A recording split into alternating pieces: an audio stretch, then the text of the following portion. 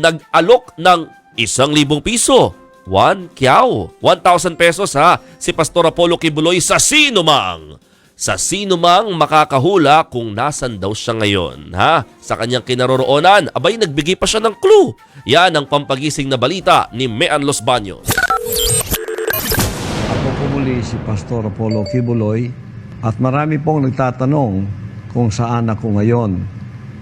Marami ang nagtatanong kasi hindi daw nila nakikita ang aking mukha. Ito ang bagong audio recording ng founder ng Kingdom of Jesus Christ na si Pastor Apollo Kibuloy. Kamakailan lang nang aminin niyang nagtatago siya dahil sa umano'y banta sa kanyang buhay. Hindi niya pa rin sinabi kung nasaan siya ngayon, pero kung sino raw ang makakahula, may matatanggap na premyo. Palagi ninyong pagtatanong kung saan ako, bibigyan ko lang po kayo ng talinghaga kung saan ako. Isang puzzle na kung masolve po ninyo, ay bigyan ko kayo ng 1,000 pesos na reward. Nagbigay pa ng clue si Kibuloy sa kanyang kinaroroonan. Ito po ang talinghaga ko, Pakinggan po ninyo.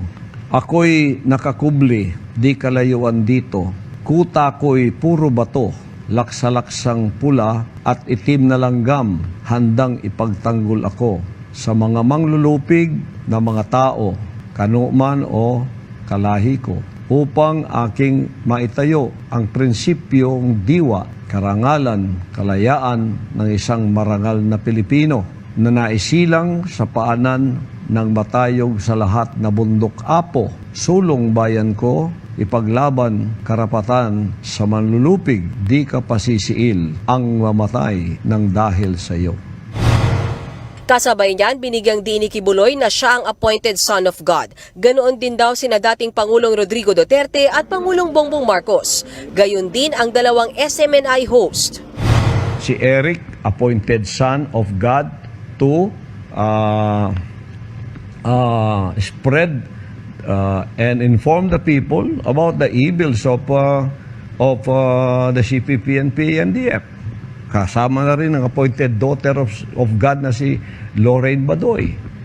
Si Pangulong Duterte, appointed son of God to become president of our country for the time. Ganon din ang ating Pangulo ngayon. Itinalaga siya ng Diyos. Appointed son of God for his presidency in the time being.